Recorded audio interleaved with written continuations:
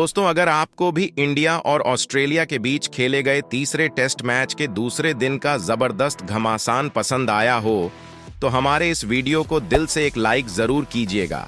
आज की वीडियो का लाइक टारगेट केवल 100 लाइक का है दोस्तों, तो वीडियो को एक लाइक करना बिल्कुल भी ना भूले दोस्तों।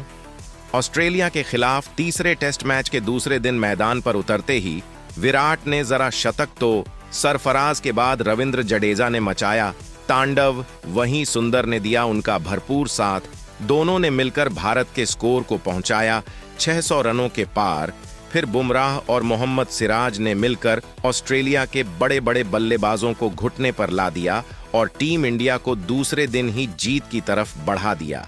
तो आखिर कैसे भारतीय टीम ने तीसरे टेस्ट मैच में किया जबरदस्त पलटवार, कैसे बुमराह और सिराज के तूफान में उड़ गए। ऑस्ट्रेलिया के एक से बढ़कर एक खिलाड़ी दोनों टीमों के बीच खेले गए। इस रोमांचक तीसरे टेस्ट मैच की अब तक की पूरी हाईलाइट तो हम आपको जरूर दिखाएंगे, लेकिन उससे पहले आपको क्या लगता है, भारतीय टीम इस बार ऑस्ट्रेलिया में कितने टेस्ट मैच जीत पाएगी? नीचे कमेंट करके जरूर बताइए।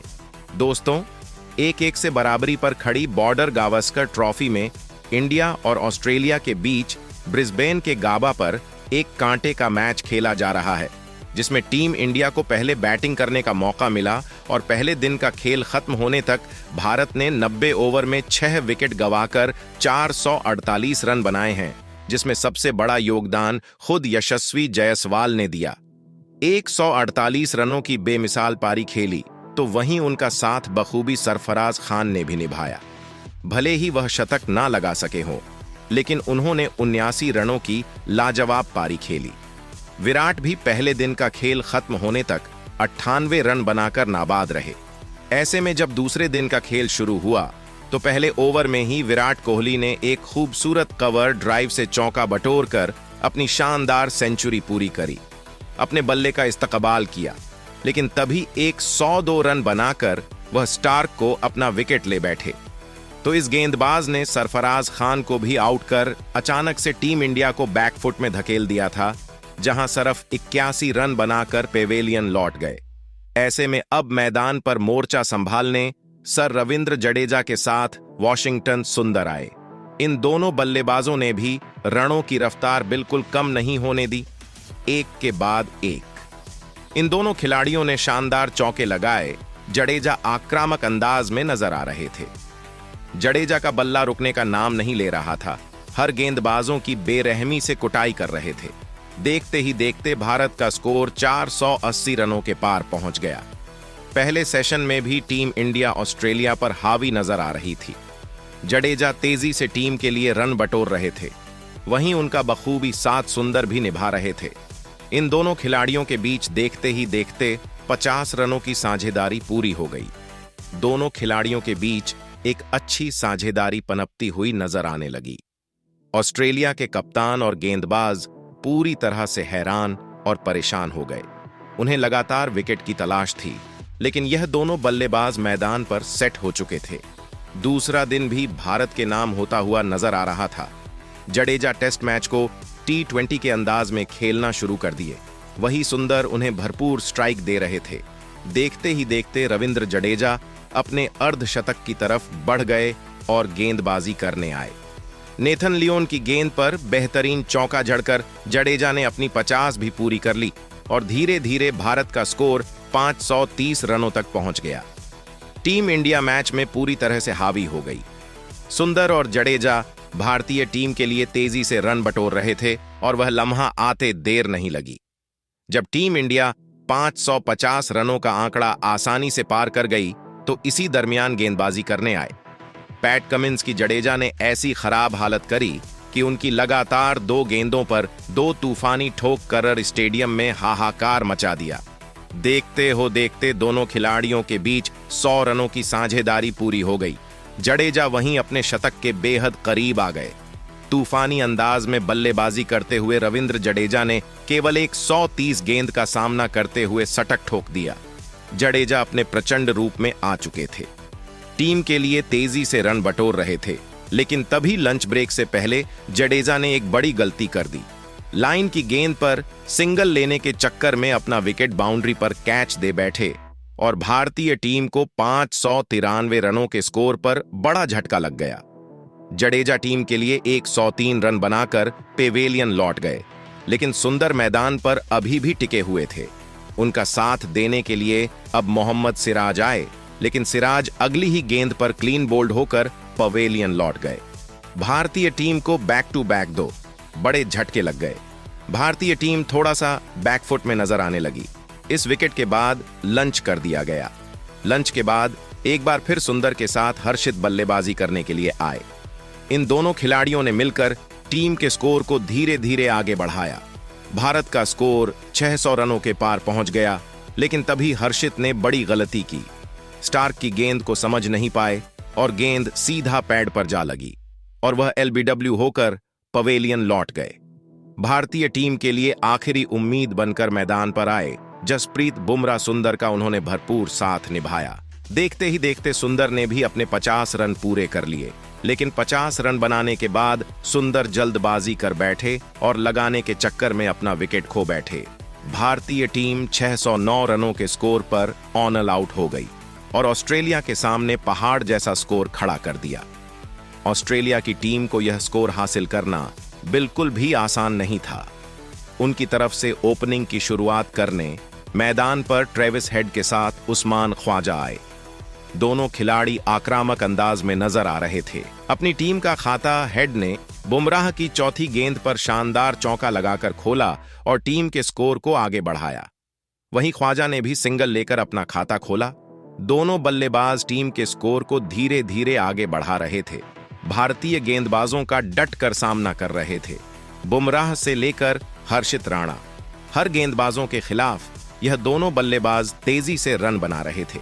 अपनी टीम के स्कोर को 6 ओवर में 23 रनों तक पहुंचा दिया था।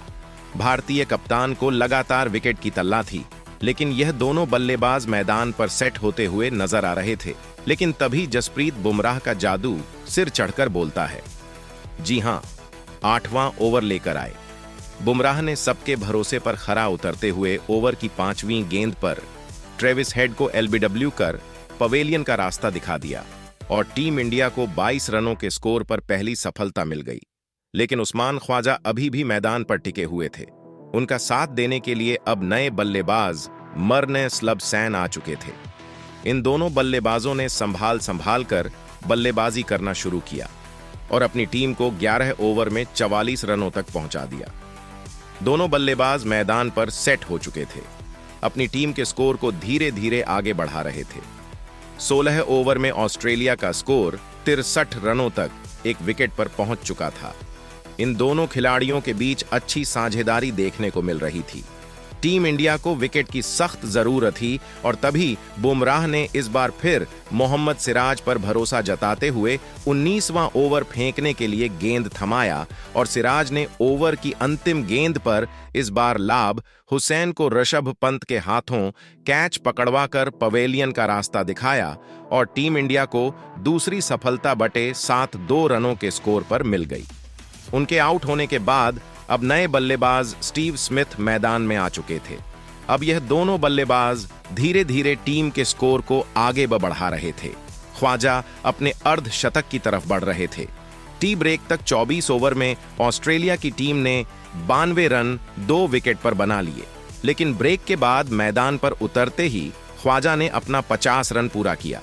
ऑस्ट्रेलिया का स्कोर 100 रनों के पार पहुंच गया। ख्वाजा टीम के लिए तेजी से रन बटोर रहे थे।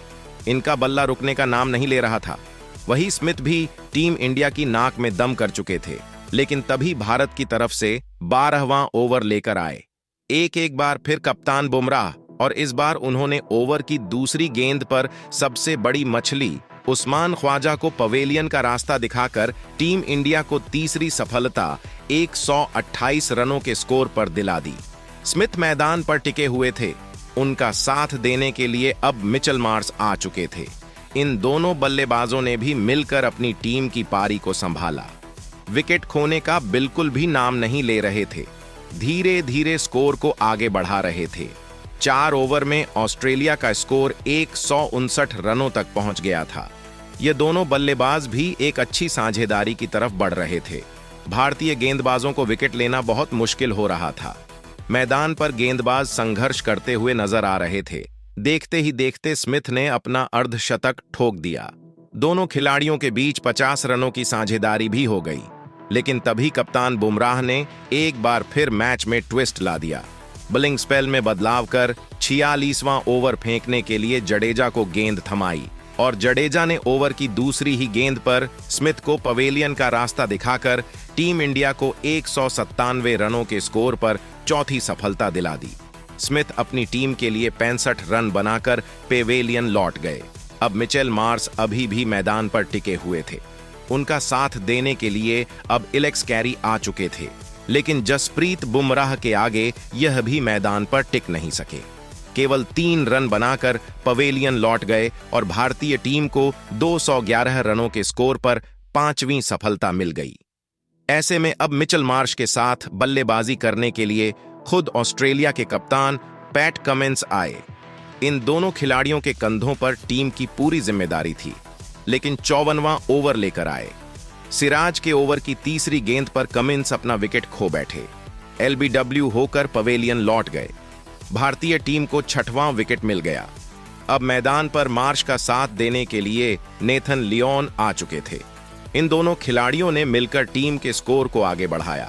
60 ओवर में ऑस्ट्रेलिया को 232 रनों तक पहुंचा दिया और इसी के साथ आज दूसरे दिन का खेल भी खत्म कर दिया गया, जहां जसप्रीत बुमराह ने टीम इंडिया के लिए 3 सफलताएं हासिल की। जडेजा को 1 विकेट मिला, वही सिराज को भी 2 विकेट मिले, लेकिन ऑस्ट्रेलिया की टीम अभी भारत के स्कोर से कोसों दूर थी। यह हासिल कर पाना उनके लिए इतना आसान नहीं था। दूसरे दिन के खेल के खत्म होने के बाद अब हर किसी की नजरें तीसरे दिन पर टिकी हुई है कि जल्द से जल्द भारतीय टीम ऑस्ट्रेलिया के बल्लेबाजों का विकेट उखाड़कर फिर से बैटिंग करें। लेकिन दोस्तों, अब आपको क्या लगता है, भारतीय टीम क्या ऑस्ट्रेलिया को ऑस्ट्रेलिया में 4-1 से हरा पाएगी या नहीं? नीचे कमेंट करके जरूर बताइए और ऐसी ही नई वीडियो के लिए हमारे चैनल को जरूर सब्सक्राइब करिए। धन्यवाद।